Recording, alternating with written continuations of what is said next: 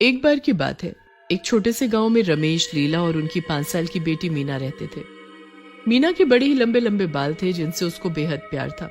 मीना पढ़ने में बहुत ही होशियार थी और हमेशा अच्छे नंबर लाती थी। एक दिन के करीब 12 ही बजे होते हैं कि मीना स्कूल से वापस आ जाती है। अरे बेटा मीना, तुम इतनी जल्दी स्कूल से कैसे आ गई? क्या हुआ? पता नहीं माँ, पर मेरे सर में बहुत तेज दर्द हो रहा था, इसलिए मैडम ने मुझे घर भेज दिया। अरे, सुबह तक तो तुम बिल्कुल ठीक थी, फिर ये सर दर्द कैसे हो गया? पता नहीं माँ कैसे हो गया, पर मुझसे ये दर्द झेला ही नहीं जा रहा। रमेश और लीला मीना को डॉक्टर के पास भी लेकर जाते हैं, पर उसकी दवाइयों से भी मीना का सिर दर्द ठीक नहीं होता। फिर एक दिन रमेश इतना परेशान हो जाता है कि वो मीना को शहर में किसी अच्छे डॉक्टर के पास ले जाने की सोचता है। सुनो, हम 2 दिन बाद ही शहर निकल जाएंगे। मैंने सब इंतजाम कर लिया है और मेरे दोस्त ने मेरी वहां नौकरी की बात भी कर ली है। शहर में जाकर वो लोग एक छोटे से किराए के घर में रहने लगते हैं। उसके बाद वो मीना का एडमिशन पास के स्कूल में करवाकर उसके साथ साथ इलाज भी करवाने लगते हैं। काफी टेस्ट के बाद पता चलता है कि मीना को एक सीरियस बीमारी है। डॉक्टर ये बात जब रमेश और लीला को बताते हैं तो उनके पांव तले जमीन ही खिसक जाती है। मीना इलाज के साथ साथ स्कूल भी जाती रहती है क्योंकि घर में रहकर वो बड़ी परेशान होती है और स्कूल में रहना उसे बहुत पसंद था। एक दिन की बात है, लीला मीना के बाल काट रही होती है कि अचानक मीना के ढेर सारे बाल उखड़कर लीला के हाथ में आ जाते हैं। लीला इतने सारे बाल एकदम से देखकर घबरा जाती है। मीना को अपने बालों से बहुत प्यार था, इसलिए लीला तुरंत वो बाल छुपा देती है। उसके बाद मीना स्कूल चली जाती है। वहीं स्कूल में लंच टाइम पर सब बच्चे एक दूसरे के साथ खेलने लग जाते हैं। चलो आज हम पकड़म पकड़ाई खेलते हैं। हाँ सही है, चलो सब खेलते हैं। हाँ मैं भी खेलूंगी। बस फिर सब बच्चे एक साथ खेलने लगे।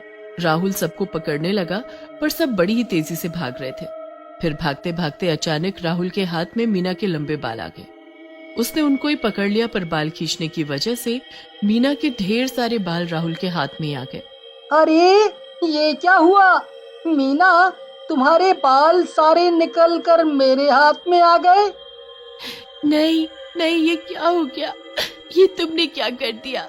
मेरे सारे बाल उखाड़ दिए। अब सब बच्चे मीना का मजाक उड़ाने लगे।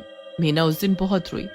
उसको इस बात का पता ही नहीं था कि ये सब उसकी बीमारी के कारण हो रहा है। वो इतनी कमजोर हो चुकी थी कि जिस वजह से उसके बाल उखड़ने लगे हैं। मीना जितनी बार बाल काटती उतनी बार उसके बाल उखड़ कर निकल आते। मीना हमेशा अपने बालों को देखकर खूब रोती, पर वो कर भी क्या सकती थी। धीरे धीरे वो बिल्कुल गंजी हो गई और स्कूल में सब बच्चे उसे गंजी गंजी कहकर चिढ़ाने लगे। ओए गंजी, कल पेपर है, तेरी तैयारी हो गई क्या? अरे इस तकली के पास तो बहुत दिमाग है, ये हमेशा पूरे नंबर लाती है। मुझे ऐसे मत चिढ़ाया करो प्लीज। अरे अब गंजी को गंजी ना बोले तो क्या रेपुंजल बोले हैं? सब राहुल की बात पर हंसने लगते हैं। उस दिन मीना खूब रोती है। दिन पर दिन उसका स्कूल में खूब मजाक उड़ाया जाता है, जिससे वो अंदर से बिल्कुल टूट चुकी होती है। उसे अब स्कूल जाना बहुत बड़ी मुसीबत लगती है, पर वो घर पर कुछ भी नहीं बोलती। काफी दिन तक ऐसा ही चलता रहता है और फिर एक दिन मीना स्कूल नहीं आती। फिर अगले दिन भी वो स्कूल नहीं आती। ऐसा करते करते 10 से 12 दिन निकल जाते हैं। फिर एक दिन जब राहुल और बच्चे मीना के बारे में मैडम से पूछते हैं तो उनको भी नहीं पता होता कि मीना स्कूल क्यों नहीं आ रही। काफी दिन निकल जाते हैं। फिर एक दिन सभी बच्चे क्लास में बैठकर पढ़ रहे होते हैं। राहुल अपने बैग से किताब निकालता है कि किताब के साथ साथ उसके हाथ में ढेर सारे बाल आ जाते हैं। छी, ये क्या? ये इतने सारे बाल मेरे बैग में कहाँ से आए? कहीं तूने मीना के बाल तो संभाल कर नहीं रख लिए? चलना, उस गंजी के बाल कौन रखेगा? राहुल इतना कहता ही है कि उसे खिड़की के बाहर एक गंजी चुड़ैल लड़की जाती दिखाई देती है। राहुल उसे देख चीख पड़ता है। चुड़ैल, वो वहाँ गंजी चुड़ैल थी, मैंने अभी देखी। हाँ, और ये उसी के बाल तेरे बैग में। अरे मैं सच बोल रहा हूँ, मेरी बात का यकीन करो।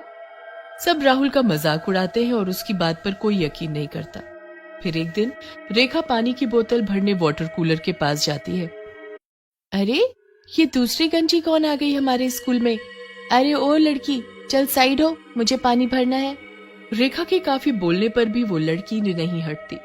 रेखा को गुस्सा आ जाता है और उसको पकड़कर साइड कर देती है।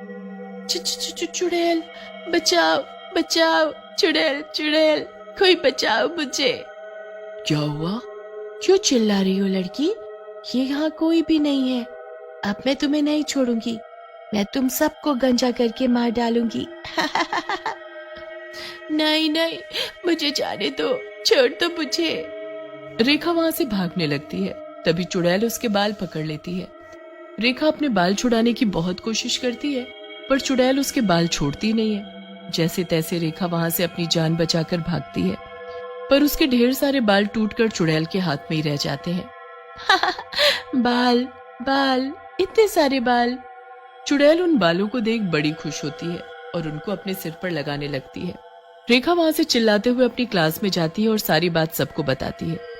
राहुल को तो उसकी बात पर यकीन होता है, पर बाकी सब उस पर जोर जोर से हंसने लगते हैं। मैडम भी रेखा को डांट कर बिठा देती है। रेखा अपनी सीट पर चुपचाप बैठ जाती है, पर उसके दिमाग से वो गंजी चुड़ैल लड़की का ख्याल जा ही नहीं रहा होता। वो दिन तो जैसे तैसे निकल जाता है, पर अगले दिन फिर से वही होता है। कुछ बच्चों को स्कूल प्रोग्राम की प्रैक्टिस के लिए अलग हॉल में बुलाया जाता है। वहां वो बच्चे अपने प्रोग्राम की तैयारी कर ही रहे होते हैं कि अचानक हॉल का दरवाजा बंद हो जाता है। आ गई मैं तुम सबको गंजा करने। चुड़ैल भागो, कहीं नहीं जा पाओगे। मैंने सब दरवाजे बंद कर दिए हैं, अब यहाँ से कोई नहीं जा पाएगा। अब मैं तुम सबको गंजा करूंगी और तुम सबको जान से मार डालूंगी। हमारी क्या गलती है? हमारे साथ ऐसा क्यों कर रही हो? जाने दो हमें। ऐसे कैसे जाने दूं मैं तुम सबको? मैं किसी को नहीं छोड़ूंगी, सबको पहले गंजा करूंगी, फिर सबको एक एक करके तड़पा कर मारूंगी।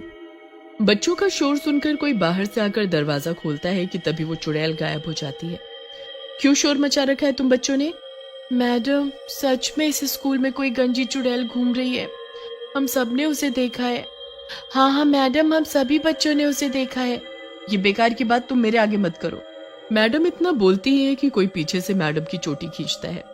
मैडम जोर से चिल्लाकर पीछे देखती है तो उसे भी वही गंजी चुड़ैल वहां खड़ी दिखती है। सब जोर जोर से चिल्लाने लगते हैं और वहां से मैडम जैसे तैसे भागते हुए प्रिंसिपल के ऑफिस जाती है तो वहां मीना के माँ बाप बैठे होते हैं। सीमा मैडम मीना के बारे में उसके माँ बाप से पूछती है तो पता चलता है कि मीना मर चुकी है। उसकी बीमारी की वजह से वो इतनी कमजोर हो गई थी कि उसका बचना मुश्किल था।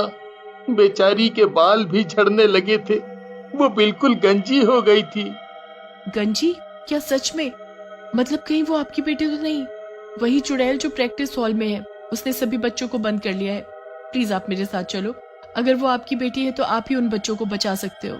जल्दी से सब लोग भागकर हॉल तक जाते हैं। वहां सब लोग दरवाजा खोलने की कोशिश करते हैं, पर दरवाजा अंदर से बंद होता है। बच्चे अंदर से चुड़ैल चुड़ैल चिल्ला रहे होते हैं। मीना, मीना। चुड़ैल मीना शब्द सुनकर बच्चों के बाल छोड़ देती है और फिर दरवाजा अपने आप खुल जाता है। रमेश और लीला वहीं दरवाजे पर खड़े उस गंजी चुड़ैल को देखने लगते हैं। माँ, पापा। मीना, तू हमारी मीना है, मेरी बच्ची। ये सब क्या है? तू क्यों इन बच्चों को मार रही है? मीना सारी बात फिर अपने माँ बाप और टीचर्स को बताती है कि कैसे हर दिन बच्चों ने उसके गंजेपन का मजाक बनाया, जिसकी वजह से उसे ना चाहते हुए भी स्कूल आना बंद करना पड़ा। हमें माफ कर दो मीना, हमें तुम्हारी बीमारी के बारे में कुछ भी नहीं पता था, हमसे बहुत बड़ी गलती हो गई। नहीं, अब मैं तुम्हें नहीं छोड़ूंगी। प्लीज मीना, हम अब ऐसा कभी किसी के साथ नहीं करेंगे। मैंने कहा ना, मैं किसी को नहीं छोड़ूंगी, सबको गंजा करके मार डालूंगी। हम अपने किए पर सच में शर्मिंदा है, और अगर तुम्हें हमारे गंजे होने से शांति मिलती है तो हम खुद कल गंजे होकर स्कूल आ जाएंगे।